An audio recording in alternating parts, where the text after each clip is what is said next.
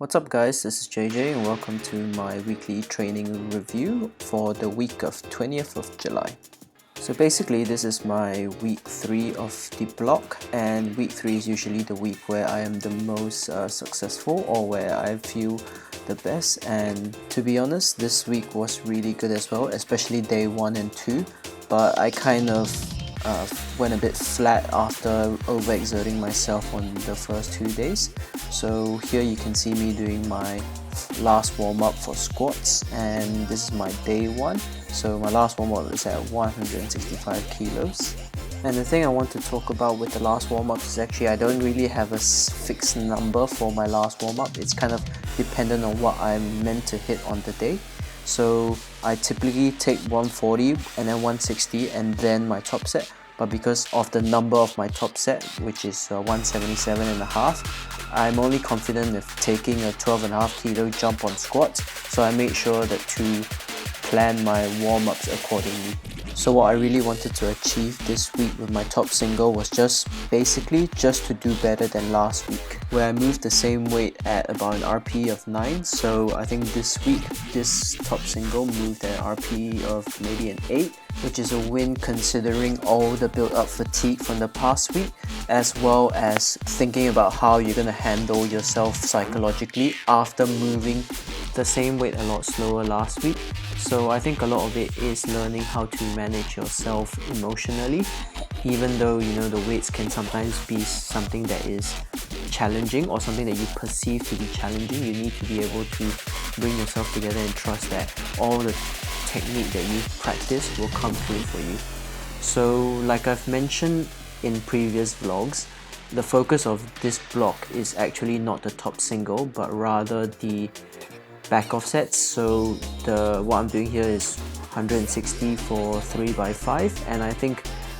after this set I kind of knew that it will be there today, but I need to kind of really work for it and really push for it. So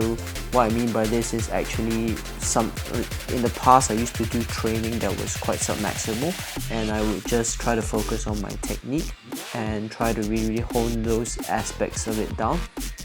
But I think with this block what I've learned is actually you actually need to work, you actually need to push hard and you actually need to put in some effort,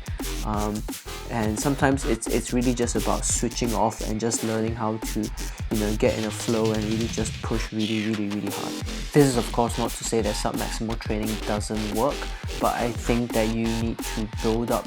to the point where you trust your technique enough, and then once you have that you actually need to push yourself a little bit. And I think that having different approaches and different styles towards programming or writing of training will allow you to not just get stronger, but also build a stronger mentality and allow you to sort of hone in on your mental approach to heavy weight. So yeah, this is my last set of 160x5, and I think I finished around an RP 7, and yeah, so I'm just really thankful that I have people like Shafiq and Clinton who just are just so open, and just the Elevate crew in general, just to give me a spot for sessions like these, because I definitely think that it makes a huge difference.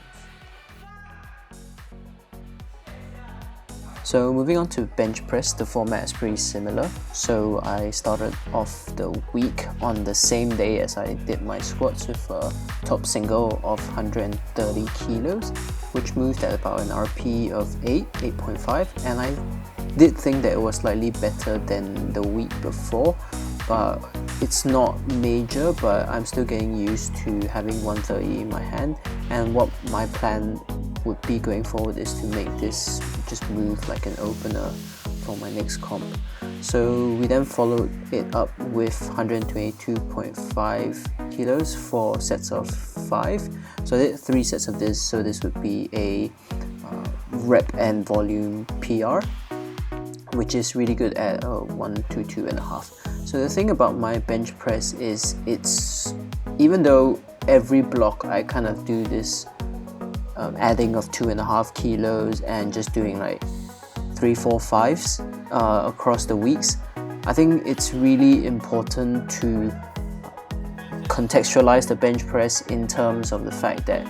every 2.5 kilos I add on could make the difference between making or missing a lift. So actually to have these sort of PRs just accumulate week on week is actually really positive for me, because if you look at the percentage jumps,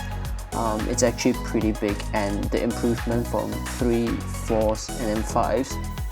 it's actually really good progress. So I'm not really chasing crazy numbers on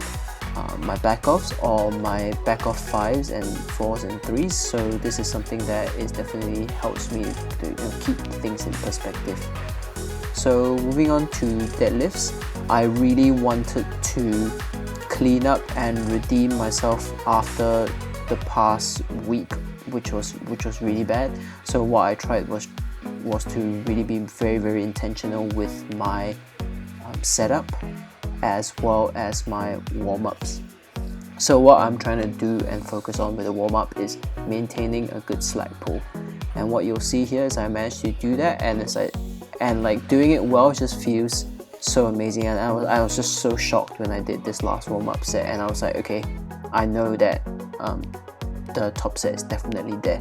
So what I did was take a 20 kilo jump to my top single of 195 kilos. And overall, I would say that I was also pretty shocked, but not because of how it moved, but I don't think you can really see it here. But what happened was, as I started to pull and the bar started to move, I was pretty happy with the slack pull, but then as I got around the knee, I started like vibrating, and it was just it's just a really funny feeling. Like if you ever felt it, and like to everyone else it might look fast, but you know yourself that definitely there was probably a bit of like fatigue and stuff that was residual in my quads, and it made lockout just a bit weird. But honestly speaking, I'm not even going to complain, because I think 195 was what I pulled at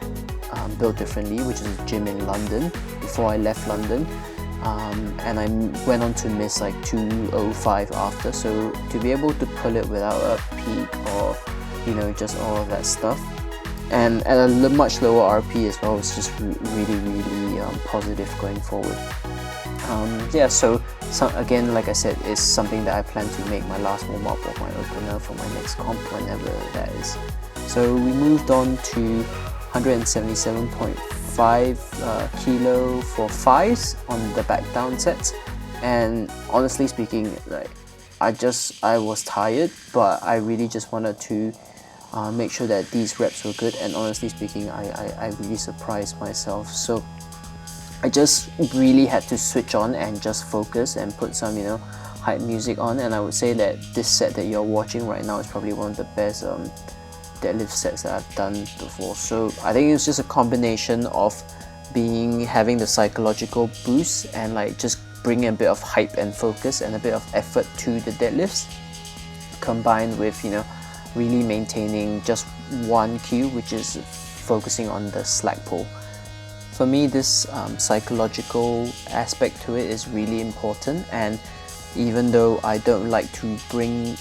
be too hype for my deadlifts, I really think that it really helped this session. And I think it's knowing when to quote unquote send it, or when to step on the gas, and when to know that okay, I really need to get into gear is really important as well, because sometimes you just need to stop thinking and just push, which I think for me personally has been a huge shift in my mentality in approaching lifts that I'm generally more afraid or weaker at. So yeah, that's my vlog for this week. I think overall it's really successful. So if you like this kind of stuff, don't forget to subscribe, share, and yeah, I'll catch you next time.